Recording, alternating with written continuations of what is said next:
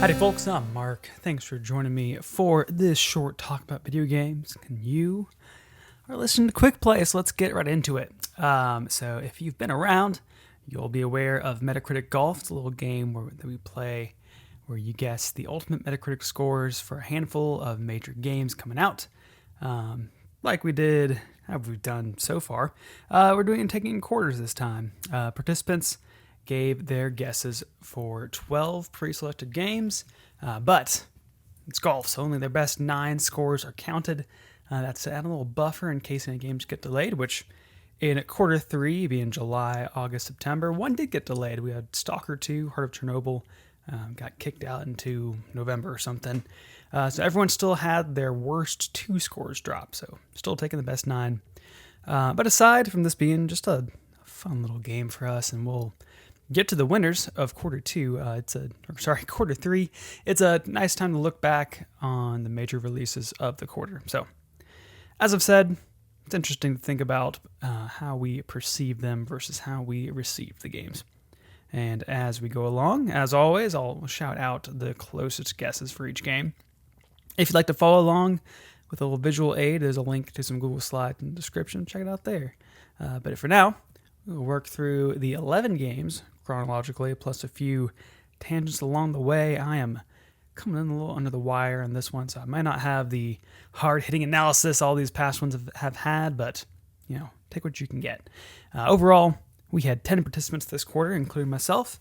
Our collective average guess came out to 83.7, and the average Metacritic score for all 11 games was 82.2. So overall, we did pretty good for ourselves as a group. We also nearly matched quarter 2. Both of those were within 0.5. So quarter 2 was, our average guess was 83.5, and the average Metacritic score was 82.6, and that's versus 83.7 and 82.2. So interesting how that pattern has worked out. The first game from July that we tracked here was Bow Path of the Teal Lotus, released July 18th.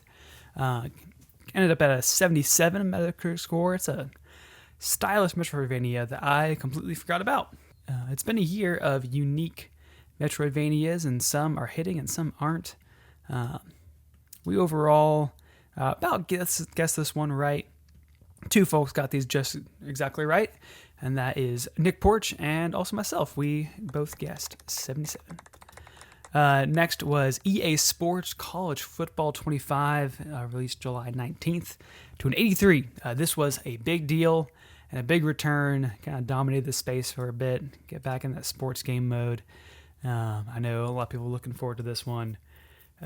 This one did about what we expected, a fair spread. We had an average guess of 82, came out to an 83.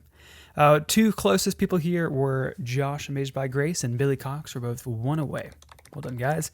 That's it for July. Our 2 other tangents, Zenless Zone 0 came out July 4th to a 76, just didn't have time to add that one in. And then Dungeons of Hinterberg came out July 18th to an 80.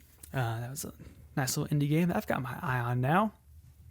Moving right along to August, we have World of Goo 2, released August 2nd to an 85.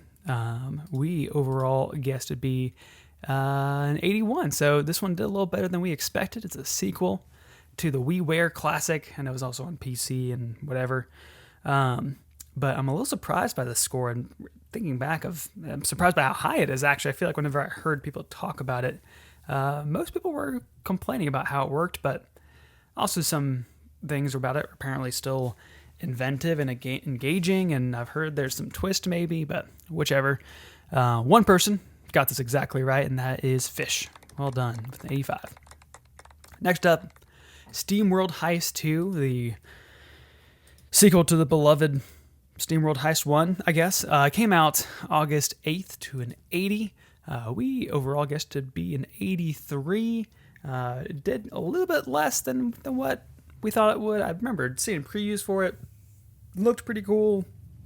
I don't remember what kind of brought it down, but it seemed promising. But still, one person got it just pretty close to it, right? Nick Porch guessed 1 away.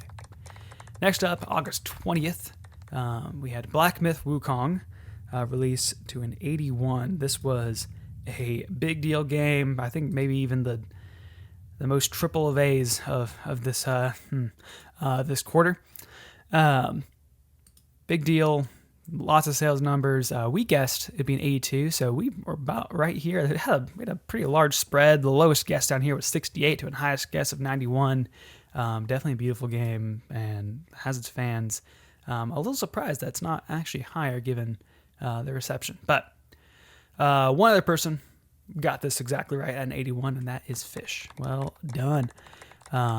Soon after that, August 27th, we had Star Wars Outlaws released to a 75. It's an open world game by Ubisoft with a lot of promise of living that Star Wars scoundrel life, and it apparently kind of delivers that, but also apparently has very difficult, slow start. So it did not live up to expectations. We guessed on average to be an 84, which I think is our biggest discrepancy here by a margin of 9. Everyone, except one person, thought it would score higher. One person got it just right at 75, and that was actually me. Yay me. Sorry, Star Wars. Next up was Visions of Mana, released August 29th, also to a 75, much like Star Wars Outlaws. I feel like Star Wars Outlaws also a pretty big disappointment. We, on average, guessed it'd be 81. I know there's a lot of excitement for fans of the series of this one. Apparently I want to say 75 is a good game. That's, it's definitely a passing grade, and 7s are fairly good games. A lot of people love 7s. We had a good, I know Landry and the Nintendo Watcher guys and Jake had a good conversation around 7 out of 10 games. We should talk more about that and see if maybe Star Wars Outlaws Visions of Mana is a 7 out of 10 worth exploring. Also, congratulations to Alex Castellanos for getting this one just right at 75. That's it for August. A few quick tangents here. I know we have August 1st. Thank goodness you're here. It came out to a 90. A lot of people love this. I kind of feel like it came out of nowhere. Tactical Breach Wizards came out August 22nd. That was also kind of a word of mouth indie game that got a little bigger. It came out at 88. August 23rd to a 62 was Concord. That one fell flat and died. And then also August 27th, the Castlevania Dominus collection came in at 89. So that's some fairly high scores there. Next up, starting in September, the 70s got just overshadowed by Astro Bot. Came out September 6th to a 94. Easily highest score of the quarter so far. Maybe the year. I need to check back. This one did even way better than we thought. We guessed an 89 on average, and only one person guessed higher. Overall, heard great things. I am jealous of every PlayStation 5 owner, as I am not one. It's a very respectable 3D platformer that people are loving. One person was one away, and that was me. I guessed 93. Next up was Warhammer 40k Space Marine 2. It came out September 9th to an 82. I often use Fantasy Critics hype meter to help me pick games, and this was one that was high up. And I thought, okay, then we'll give the one for the nerds. And people seem to really dig this game, and it's getting a lot larger press than you'd expect. Seems to be a good time. We had a pretty even spread. We all guessed it on average being 81, so slightly higher than we thought. But also, we were all in kind of that range. Closest here was Josh. Amazed by Grace was just one away. Next up was Frostpunk 2, released September 20th to an 86. Not much to say here. This one did also about what we thought it would be, kind of those mid-80s. We guessed an 84, a little better than we thought, but two folks were just one away, and those being Isaac, the Sojourner, and Fish again. And finally, we have Legend of Zelda Echoes of Wisdom, released September 26th to an 86. That's not quite the reception that Zelda games often get. There's a handful of nitpicks. I am playing this game currently. I'm enjoying it. It hasn't really clicked for me yet, but from what I've heard, I think it will. I think I'd need to get past them on the second dungeon. Apparently, once you get past 3 or so, then it just really kind of opens up. Overall, we did expect more of this one. We had an average guess of 89. came out at 86. Most people guessed a little higher. But let's see. A few people were the closest here. Fish, Billy Clocks, and Nate McKeever were all just 2 away. Finally, our wrapping up September, a few other games that released. Satisfactory came out September 10th to a 90. Marvel vs. Capcom Fighting Collection Arcade Classics released September 12th to an 86. The Plucky Squire came out September 17th to an 83.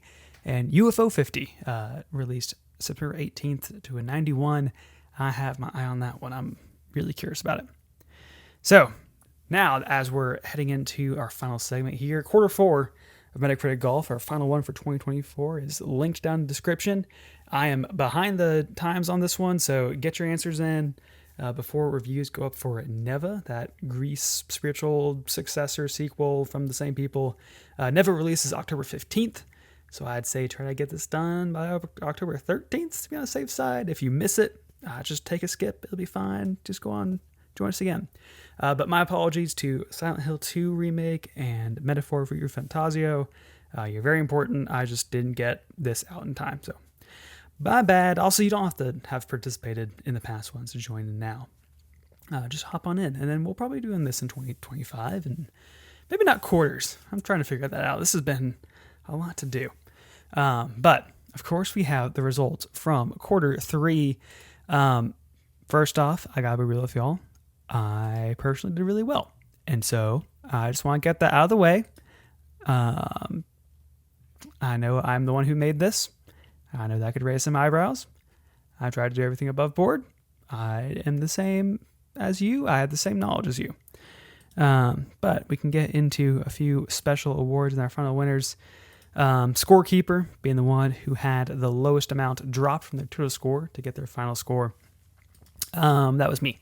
I only had 15 points dropped, so yay, good for me. The Holy Rollers, the ones who had the most hole-in-ones, that was a tie between Fish and myself. We each had 2 hole-in-ones. Good job, guys.